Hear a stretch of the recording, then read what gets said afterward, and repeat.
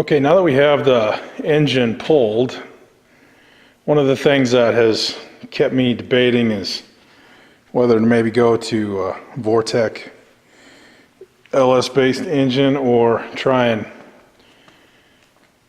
fix this small block Chevy up. So one of the things that I typically don't like to do is just kind of throw things away just because maybe there's something better out there. I mean, I think everybody agrees probably that the LS-based engines, Vortec engines, if you're talking trucks, are very good factory engines. And, you know, yeah, the bottom ends are a little stronger, but I don't really want to make any more than probably 350 or 360 horsepower. And a small block Chevy is more than capable of making that kind of horsepower. But the factory heads, and these are 614 heads, I think so. I think their heads, they're 305 heads, I believe. So, not the best heads, right? They don't flow as well as a lot of other heads do. Even the Vortec heads from the factory flow better than these, much less any of the aftermarket ones. But there's also a decision to be made how much money you want to put into a small block versus what you could buy, you know, in the aftermarket, or actually pulling a truck engine, you know, out of a rollover truck or something like that, you know, from a salvage yard or somebody who parts out, you know, engines locally. So anyway, one of the things I want to do is I want to do a compression check, and that's what we're going to do here. And so you can kind of tell I got the battery. I've got this compression gauge, so you can kind of tell that. So we got that hooked up to I don't know, number 8 cylinder, I think. Getting my Fords and Chevys mixed up here. So got your battery, got the negative hooked up here in the front, and got the remote switch here hooked up to the S terminal. So anyway, this is kind of what we're going to try here today. And we're going to get these values, and what these values will do is help me decide, you know, do I have a compression issue? Am I looking at, you know, putting more money into the bottom end?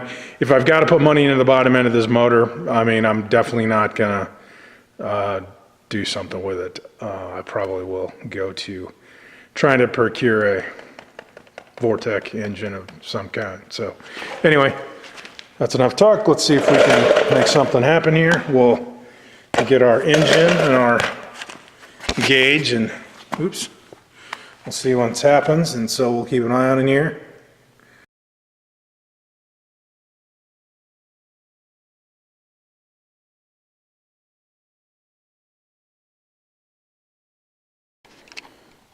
Okay, so this is number I think this is cylinder 7, and so we'll do this test again, just to let you see kind of how it's coming out.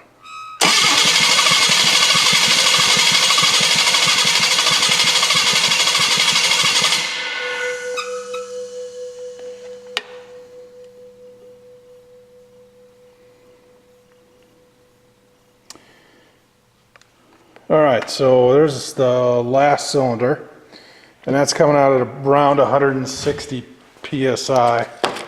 So if we take a look, come over here and we take a look at, kind of tell this is the number 1 over here, and things are going pretty well. A little bit low in number 3, but man, you get down here and 160 PSI, that's significantly lower than the other cylinders. So I don't know, I have to ponder what I'm gonna do now. I kind of was hoping that this thing was gonna be was going to be okay, but I don't know, that's not a good indicator that it's going to be able to put some heads on there and just roll with it. So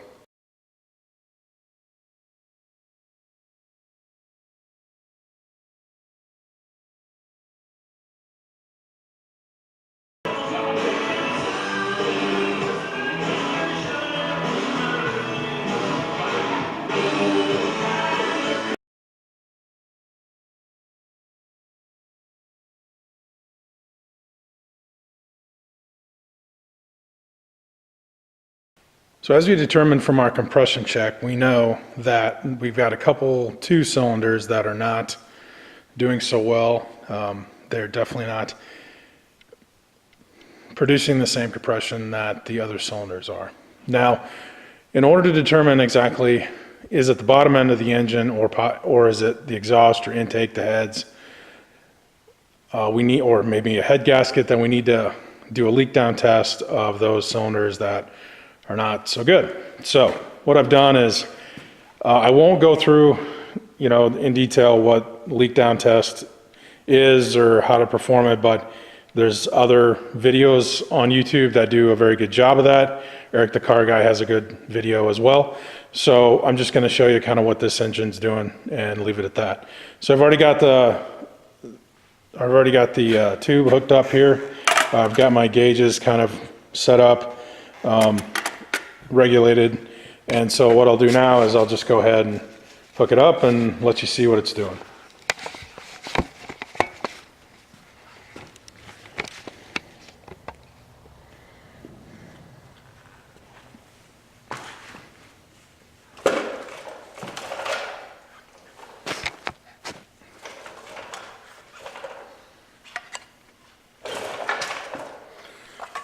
Okay, so now we're going to plug our air supply in, and like I said, I've already got the gauge regulated, and we'll see what it does. All right, so you can tell from the left-hand gauge here, it's set at roughly, 40 psi, and you can tell on the right-hand gauge here that we're under 20. I think we're looks like we're at about 16. So what that means is, we've got probably pushing 60% leak, if not maybe a little more. So that tells us that our compression check was correct and that we are having reduced compression. But also, if we take a look at the cylinder now, carefully, we can kind of hear those sounds, right? And we know if we this is the exhaust, and we know if we put our hand over that, the sound gets less, and we take it off, it gets louder. So we can also hear that there's not end feel actually out of the water neck. We can put our hand in there, and we can tell that there's just not much air coming out. But if we put it here, I mean, you can definitely tell, that just by watching this. Again, that's at top dead center, right? Your piston's at the top, and you can just see that paper moving around, right? So the other cylinder that we have to take a look at is, that was number 7. We need to take a look at number 3, and we'll do that next. Okay, so now we're on cylinder 3. Again, we've got our test gauge hooked up, and so again, supplying the 40 psi to the cylinder, and you can kind of tell that we're definitely around the 27, maybe 28 psi there. So not nearly as good as the other cylinders, which are generally speaking about down about 4 psi. So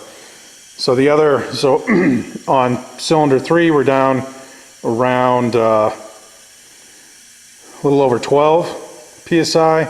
On cylinder 7, we're down over 24 PSI.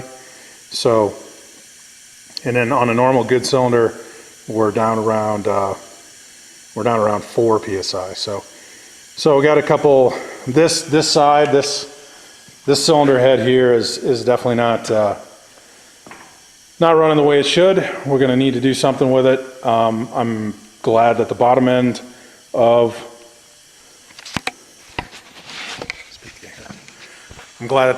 the engine is good and it's reusable. So these heads, I think they're 614 heads.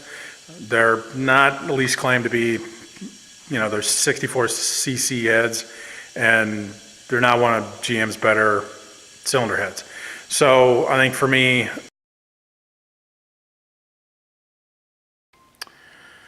so now that we know that the cylinder head on the left-hand side, driver's side of the engine is not doing well, I think I've decided to, I was looking at some aluminum cast from Blueprint, but if you ever watched the Engine Masters series from, I think it's Motor Trend.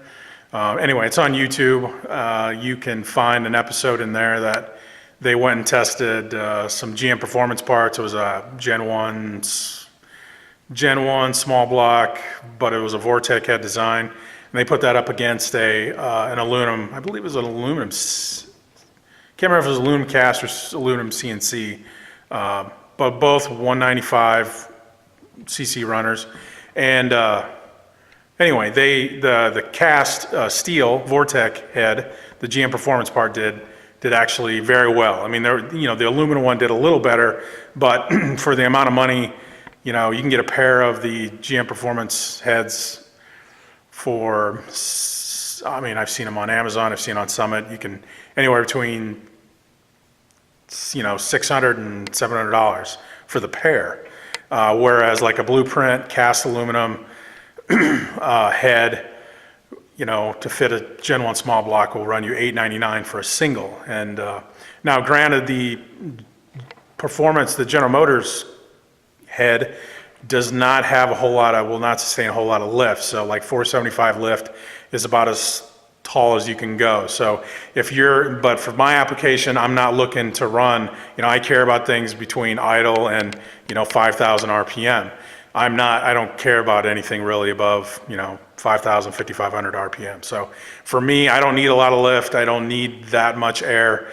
I want this truck to, I want to do it. I want to use it as a driver, daily driver, perhaps even.